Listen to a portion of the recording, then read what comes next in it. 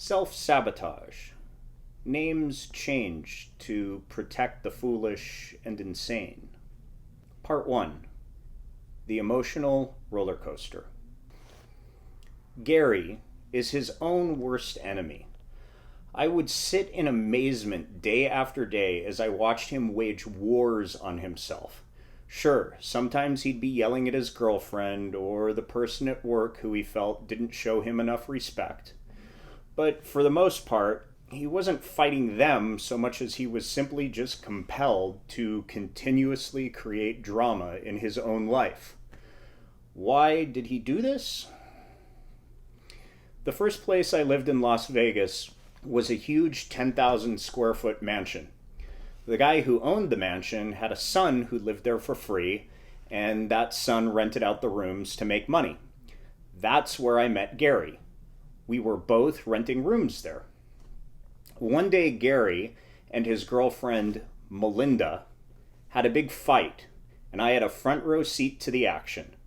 It was the exact script you hear on daytime TV talk shows. Melinda is on medication for being bipolar. She skips out on taking her meds, goes crazy, and the next thing you know, they're fighting. She physically attacks him. He pushes her a little too hard. She falls. One of her girlfriends calls the police, and next thing you know, Gary is in handcuffs. Punchline to this joke is when she later says, "But I love him." And this would turn out to be a reoccurring theme for them. Now, you would think that Gary would eventually wise up, get a restraining order, find a normal girl, but no, he never did. He moves out of the mansion, gets an apartment, and gives her the keys. They continue to fight, get violent, and call the police. And every time within 24 hours of the police leaving, he would tell me that his apartment is just so quiet without her, and he misses her. He's nuts. He would rather have a clinically crazy girl nagging him and occasionally attacking him than a quiet apartment. I'm sure you know people who behave like this. Maybe they habitually use drugs to get as high as the moon and then complain about the hangover after. Maybe they're in a bad relationship like Gary and Melinda. Maybe even you have something repetitive that you do that takes you through emotional highs and lows for no logical reason. It's time for you to finally understand what's built into every human that compels us to behave this way. Everything I teach is rooted in the science of evolution. If you want to understand why people behave the way they do, evolutionary psychology will give you the answer. Your brain and how it functions is the product of evolution. Evolution is a slow process. The software that's running in your head is about 40,000 years out of date. So you're living in today's world, but your head is wired for the world of 40,000 years ago. This mismatch is the number one cause of all the bad decisions that people make today. 40,000 years ago, life was harsh. If you were alive back then, all you thought about was hunting and gathering food, trying not to become the dinner for some other animal, and if you were lucky, reproduce before dying at a very young age. Life was very stressful.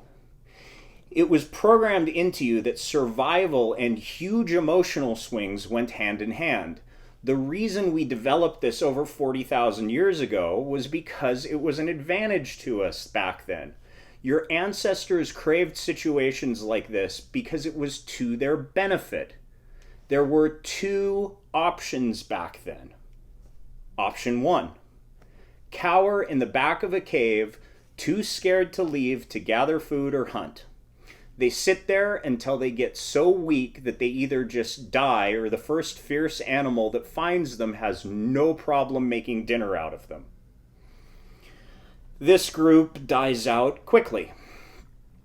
Option 2. Be a prehistoric adrenaline junkie. They leave the safety of their cave and risk death as they hunt and fight off animals that are hunting them.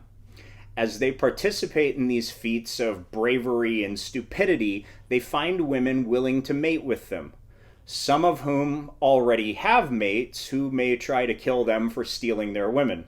Bottom line is that this is a game they will inevitably lose, but before they do, they will survive long enough to have children. These children are your ancestors. We're all the descendants of prehistoric adrenaline junkies because they were the ones who survived long enough to reproduce. Our brains are wired for desiring huge emotional swings because 40,000 years ago it increased our chances of survival and replication. As life changed for us over the years and got easier, we came up with new ways to satisfy that evolutionary need for highly charged emotional swings. We replaced hunting tribes with sports teams. We replaced quests for conquest with movies. We replaced intertribal rivalry with daytime TV soap operas. Hell, we even invented the roller coaster. Our brains are wired for this shit. That's why we create it. So, where does this leave us? Are we doomed to create useless drama in our lives to satisfy some outdated evolutionary need? Thankfully, no. We can use the logical part of our brains to actually use this to our advantage. So, how do we do this? The first step is to understand why this exists in you, and now you know that answer. The second step is to choose the emotional roller coaster you're going to ride wisely. Stop watching TV habitually. Stop drinking and doing drugs habitually. And if Gary happens to watch this, stop getting into relationships with women who are clinically insane as a matter of habit. Like our ancestors, get your fix of emotional highs and lows from things that make your life better via participation. 1 hour of strenuous exercise a day will do the trick. Go to the gym. Trust me, when those endorphins start to kick in, once you make a habit of working out every day, you'll feel great after your workout. As a side note, you'll hurt like hell from pushing it, and that will provide you the emotional lows. If this isn't enough for you, start kickboxing. Beating the hell out of people and having the crap kicked out of you in the safest way possible, a few days a week, will definitely do the trick. You will actually get in good shape doing this, a benefit to you, rather than Gary, who gets his kicks when his crazy chick calls the cops, which is never a good thing. Another option is to start a business. Starting a business in some cases is almost as good as a serious gambling addiction. It amazes me when people come to Las Vegas, look around at all the money all the casinos put into building these ridiculous tourist attractions and still think they're going to win. Did all these people fail math in junior high school? You want to gamble? Start a business. I speak from personal experience when I tell you that it's an emotional roller coaster ride. But at least the odds tip in your favor the more and longer you play. Part 2. The roller coaster crashes. I took it upon myself one evening to put a beer in Gary's hand and have a bit of a sit-down conversation with him. I told him that if he did not get rid of his girlfriend Melinda, something was going to happen that would be irreversible. I explained to him that if he did not get away now, the day would come when he would not be able to get away from the problems.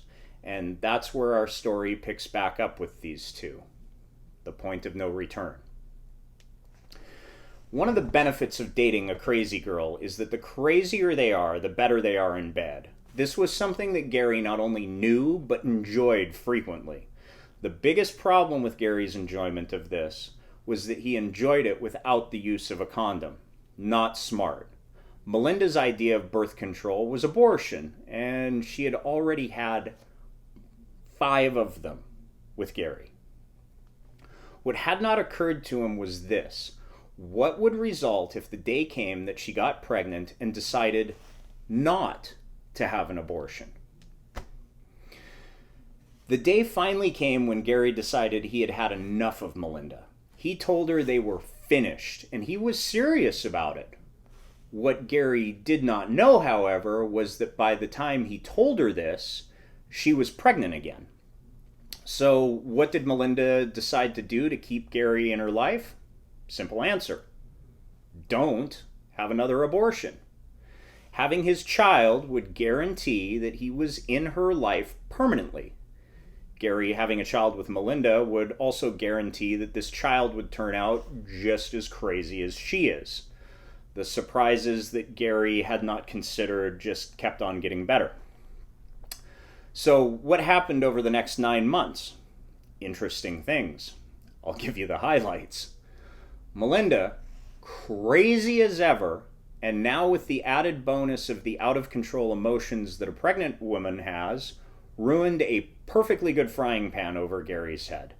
I say ruined because afterwards it was so dented that it was unusable.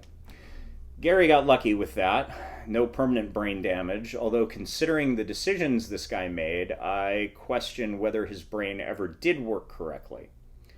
When the police got there, they arrested Melinda and took her away in handcuffs. But when it came time for Gary to testify in court, he didn't, for the sake of his unborn child. And while all of this was happening, he was having sex with another girl, Aisha. You'll remember that I said Gary doesn't like having sex with condoms. You guessed it. Aisha gets pregnant also. Aisha's boyfriend was very upset when he got out of prison and found out about all this. So this leaves Gary with a 2-week-old son, another baby on the way from a different girl, and a guy who just got out of prison looking for him. My advice to Gary was to sue for custody of his son, sever ties with Melinda, and learn how to use a fucking condom. Gary replied by saying, well, at least things can't get any worse. He was wrong about that also. After having their son, Melinda assures Gary that she's had a birth control implant put in, and they continue to have unprotected sex. Within weeks, Melinda tells Gary that she's pregnant again. At 3 months pregnant, Melinda and Gary go to see a doctor for prenatal care. The doctor looks up at Gary and assures him that his girlfriend is doing fine for being 6 weeks pregnant. Gary looks at the doctor and says, "You mean 3 months pregnant, right?" The doctor assures Gary that he knows what he's talking about, and no, in fact, Melinda is 6 weeks pregnant. Melinda's story is that she had a miscarriage, didn't even know it was a miscarriage, and must have become pregnant again 6 weeks ago.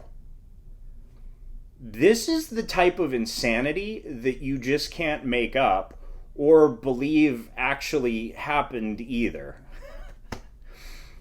Now, let's discuss what this has done to Gary financially at this point. With the new baby, formula to buy, and the never-ending supply of diapers needed, Gary found himself frequently short on cash. His solution was to continuously get car title loans to make ends meet.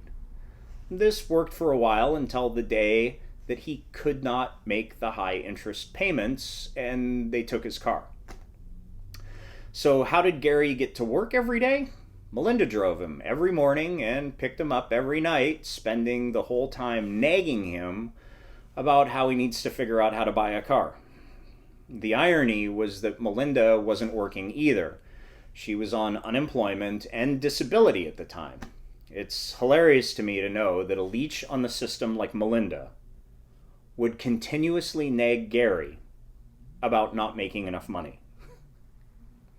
The moral to this part of the story is to be careful who you surround yourself with, and always, always use a condom. At this point in his story, Gary called me for some advice finally. I simply said, murder, suicide. He wasn't sure if I was kidding or not, and I wasn't sure either. Part 3. The ride never ends. So it's almost 12 years later from the first time I moved to Las Vegas and met Gary. At this point in our story, I'm living in Las Vegas for the second time now, having moved back for the cheap rent and low-cost buffets as I build a new business for a client. As with Hunter S. Thompson, there is something about Vegas that's an unavoidable magnet for people like us. The whores, the drugs, the fact that in a place as strange as this, we can feel normal. Anyways, I'm leaving the local weed store, already high, with about $500 of product in hand, and like a responsible recreational drug user, I'm using Uber. I jump into my Uber when my driver says, "Drawk? I think I know you." One of the biggest advantages and disadvantages of the name Drawk is that I'm the only person on the planet with this name. I know, I check Google every few months or so just to be sure. That's me, I say, hoping that I didn't fuck his sister or his mom. The driver tells me, "I met you through Gary." Oh, fuck! Small world. I remember my Uber driver. The last time I saw him, he sold me ecstasy pills. At least he told me they were ecstasy pills that turned out to be some new kind of untested psychedelic that kicked in while me and my friends were on top of Ghost Bar. This is a club on the top of Palms Casino, which is a high-rise hotel tower with a glass floor that overhangs the base of the hotel. Basically, the last place in the universe you would want to be to have new, untested psychedelics unexpectedly kick in. Anyway, I ask my Uber driver what became of Gary. He tells me that Melinda basically kidnapped their kids in the middle of the night and ran off. But she ran out of state to a town where people knew Gary. So it didn't take long before Gary knew where to find her. So what did Gary do? Turnabout is fair play. He kidnapped his kids back. The stupidity of this story, more than 12 years after the beginning, is more than I can handle. My Uber driver didn't have any info past this point, but I'm sure the authorities are involved, ass-fucking both Gary and Melinda, while Child Protective Services are ensuring that their children are the next generation of prison inmates. Gary wasn't a bad guy. He just made a series of very bad decisions that we can all learn from. Don't fuck crazy without a condom. Yeah, that's it. That's the moral to the whole story. Jesus, fuck.